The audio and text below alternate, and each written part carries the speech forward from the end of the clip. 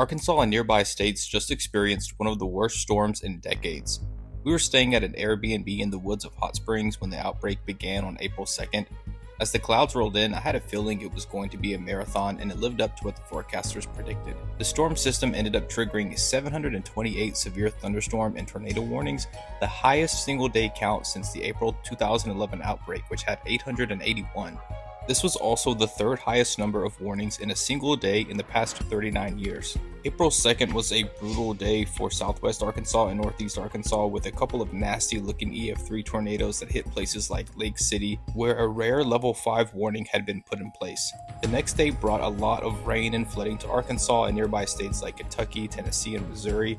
Lots of the businesses put out sandbags for flooding, and it looked like hurricane flooding in some spots. The local weather station KRK4 did a great job calling the storm, and their app was really handy to get alerts, which unfortunately did not stop coming in. In between storm bands, we'd take strolls down historic Bathhouse Road to try to chill out, which was nice, especially since the power was in and out back home, but the storms just kept on coming. On the third day, we were in the bullseye of a Torcon 7 and level 4 warning. Looking at the map, I had a feeling we'd be getting a lot closer to some twisters.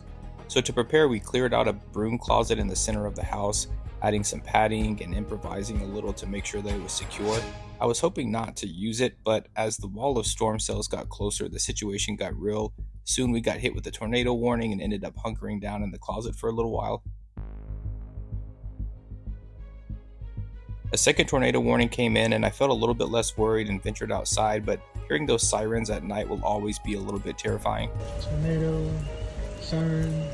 The next day we had a river flowing across the front yard as the rain just never quit.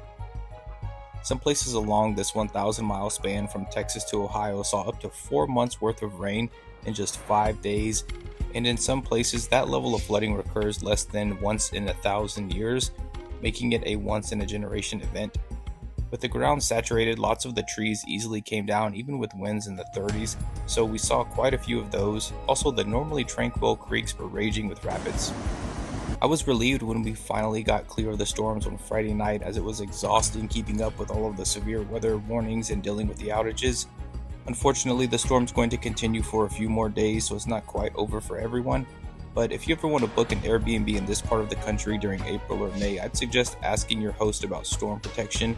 Even though it would be really rare for something to actually happen to you, peace of mind is still priceless, especially because if you didn't grow up hearing these storm sirens, it's a very stressful travel experience.